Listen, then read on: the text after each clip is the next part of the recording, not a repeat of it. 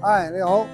我係奇興金國嘅發哥我喺呢度都做咗有30幾年㗎啦，就由茶餐廳變咗私房菜，歡迎大家嚟支持你可以跟我入嚟啊！講到私房菜咧，都係其實由啲師傅去引導我去做呢個私房菜嘅，喺不知不覺之中已經做咗30幾年。咁喺呢個過程之中咧，都研發咗好多新嘅菜式啦。比如好似嗰個3層樓嘅素菜咧，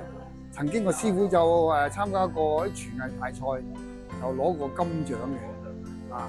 嘅。另外而家咧都有新嘅師傅咧，亦都係做咗好多特色嘅菜。每一個師傅都有每一個嘅專長喺度。所以形成咗，同埋有啲客啦，啲客有啲都提供好多好嘅意見俾我哋，令到我哋啲菜式咧不斷咁嘅創新。呢個就係我哋公司嘅小炒，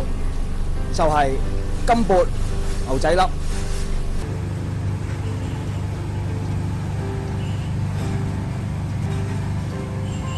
係所謂金砵咧，我哋就係用呢個荔糊嚟到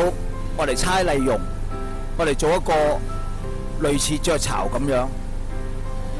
跟住如是者咧，我哋一陣間炒個乾身嘅黑椒牛仔粒，擺入去裏邊，變咗原個都可以食，係好鬆脆，係好香口。係，我而家介紹呢個材料就係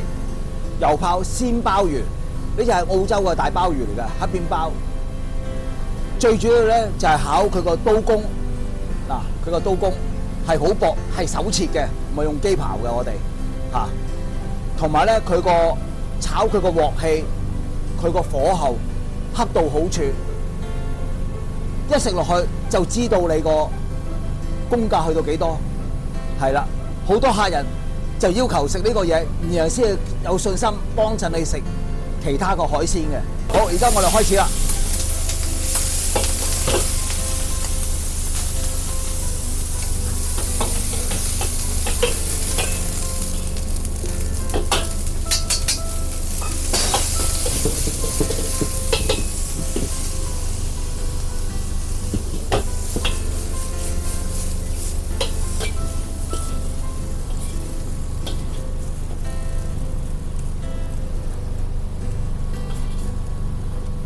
我哋呢個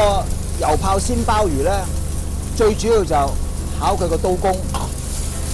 用手切嘅，同埋佢個火候恰到好處，又要有鑊氣，好似仲精簡過小炒王。所以啲客食咗呢個油泡鮑魚之後咧，對我哋個炒小菜或者炒海鮮係特別有信心嘅。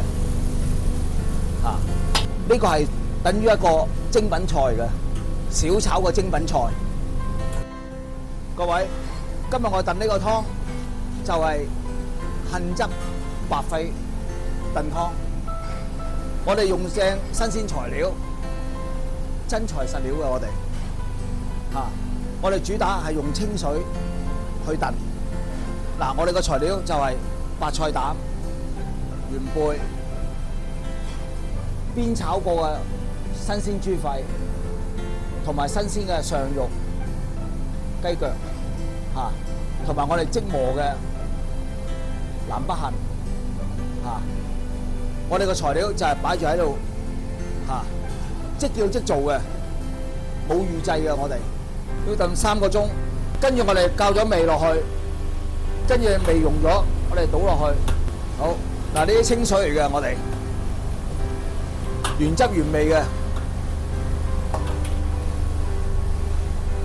我哋個主打就係要清水，係啦，保持佢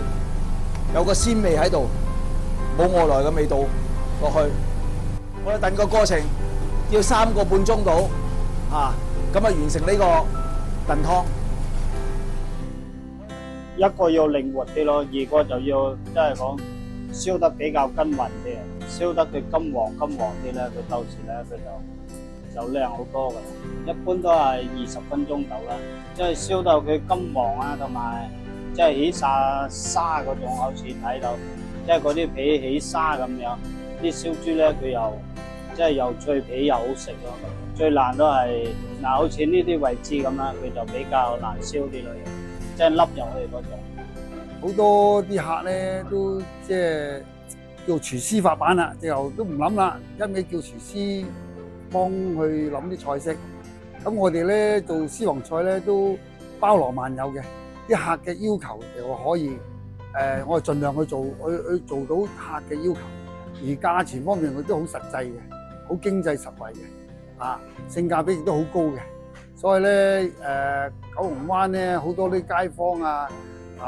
都踴躍都支持我哋嘅，所以都好開心希望大家多啲街坊多啲支持我哋啦，